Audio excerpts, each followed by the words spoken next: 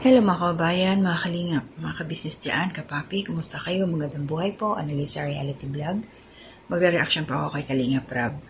Pero bago ko ituloy yun, please support po natin si Kalingap Rab, si Kuya Bal Santos Matubang, Ate Edna Vlogs, Jack Tapia Matubang, mga kasamaan ko pong reactors dito sa Karepa, Team Bios, sa Kalingap din po, and mga ka-business official reactors, pakisuportin ho natin, and syempre, ka-business official, Papa Dins TV, ka-business family, Mrs. KB official, support ho natin, at ang mga kagwangs. So ito po, 3 araw na po yung nakalipas. Ito yung time na kailangan na magdesisyon ni Mikoy kung sino ang kanyang pipiliin na saan siya magiging komportable na magiging katandim niya sa love team. So, ito ho muna, pakinggan at panoorin ho natin. Makikita natin ang reaction dito ni Mikoy na talagang mahirap mamili pero kailangan talaga niyang mag-pick up ng isa doon sa dalawa. Si Eden ba or si Krista? So, ito po yung sinabi ni Mikoy. Hirap siya. Panoorin po natin. Hanggang sa dumating tayo sa point na kailangan na natin pumili. Kailangan mo nang pumili. Kaya, kaya pinapunta kita ngayon kasi biglaan din ito. Gusto ko mag-decide ka na ngayon din kung sino ba talaga yung kung gusto mong makasama sa vlog, mga partner, tandem.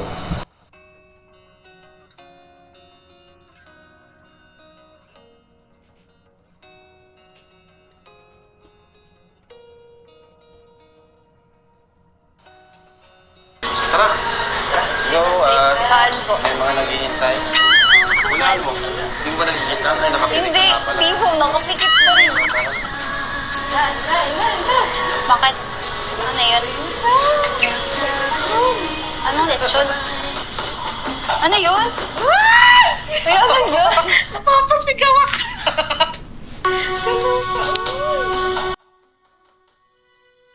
Oh my God. Ano yan? Ang gusto ko pa makasama, ituloy. Si Krista. Nabibigay aking nakikita ay kung ano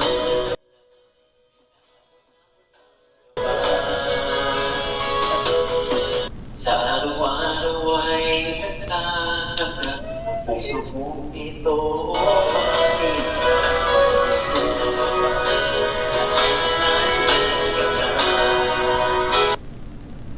Baboy talaga. tulong sa labi sa kaiisip sa tibok sa mga ipag-isip o bakit ba ikaw siya dahil naman naisip ko sa bawat Okay mga kalingap, so may meron tayong panibagong susubaybayan na naman na love team. Magic 4. Ito na si Krista at saka si Mikoy. Dahil ito yung kanyang pinili. Nahirapan siya, sa totoo lang. Sabi nga niya, dalawa na yung kanya natulungan, pero kailangan talaga kumuha o pumili siya ng isa doon sa dalawa. At mas komportable siya, mas siguro palaga yung loob niya kay Krista, kaya sa Krista yung pinili niya. Pasintabi rin kay Eden. Iba-iba kasi yung tayo naman kung ano yung nararamdaman natin, pipili talaga tayo kung saan tayo, yung komportable. Yung kamatch yung personality, mga ganon. Kasi si Eden medyo tahimik lang siya. Ito si Krista masayahin, pati si Mikoy ganon din masayahin. Good vibes lang silang dalawa. So yun, dahil yun ang napili niya, nagkita-kita sila.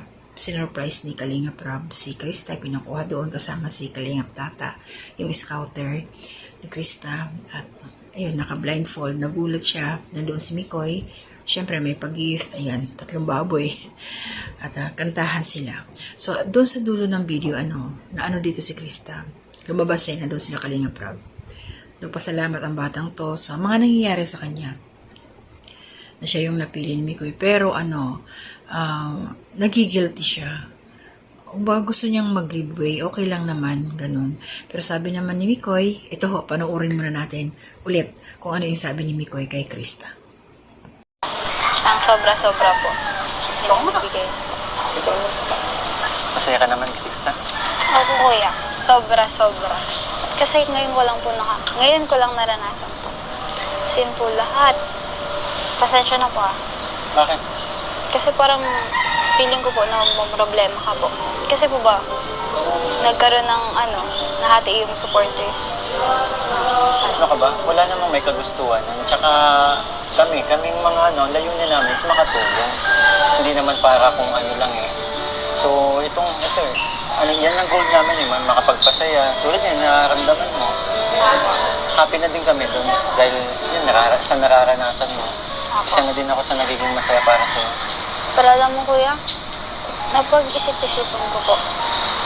What if mag-giveaway na lang po? Parang magpaubaya na lang po kay Ate Eden. Kasi, Ano ka ba?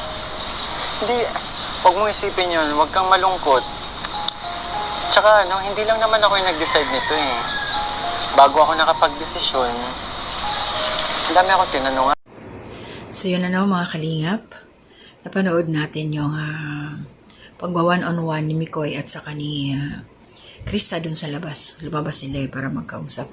Kasi ang ni Krista dito, nag-aalala siya, nagigilty siya na kay Eden. Okay lang naman daw sa kanya, gusto niyang mag-giveaway kung si Eden na lang. Pero syempre si Mikoy, sabi nga niya, yung banding nila, tinitreasure niya. Kasi una nga naman itong tinitreasure niya yung pagsasama nila na yung masaya sila. Tapos nanghingi rin pala ito si Mikoy ng advice dun sa mama niya. So kung saan daw siya masaya, di yun ang kanyang gawin. Si Krista ang kanyang napili, kaya masaya yung tandem na to. Napaka-matured ng batang ito talaga. So may nabasa kasi akong comment pala. Doon nung napanood ko yung live ni Kalinga Prab, ilalagay ko po dyan sa taas. Si Maya, parang ganun, basta ilalagay ko po.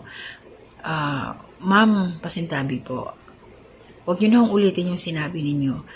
Huwag nyo pong ikukumpara si Krista dyan sa pangalan na yan kasi magkaiba po sila. Di hamak po na magkaiba. Tingnan nyo yung ganda niya. Gaalaga ng baboy para makatulong sa kanyang pamilya. Nagagaslawan kayo sa kilos niya. Ganyan lang talaga siya. Huwag po ninyong bibigyan ng mga ganong komento si Krista dahil ibang klase itong batang to. Napakasipa. Mabait na bata. Talented. Kaya, tuloy lang Krista. Nag-uumpisa ka pa lang. At maraming salamat po dun sa mga nag-sponsor sa kanya. May mga blessing na dumating sa bata. At ganon din kay Mikoy. Kaya salamat din po kay Kalinga Prab at sa buong team na binigyan nyo ng ganitong opportunity yung batang to. Para sa kanyang pag-aaral din. Grabe yung ginagawa niyang pag-aalaga doon sa lugar na yun na napakaliblib. Halos siya lang yung tao. Nakakatakot. Pero matapang yung batang to. So yun lang yung sa akin. Tuloy-tuloy po natin supportahan sila Kalinga Prab. Babawi ako sa ibang pagkakataon sa pagsa-shoutout po sa lahat ng mga nariyan sa aking comment section. Thank you po sa inyo. Good morning po sa mga taga Cebu, kay Nanay Solidad. Luzon, Visayas, Mindanao, buong mga kapwa kong OFW, good morning sa atin. Ingat po tayong lahat. To God be the glory.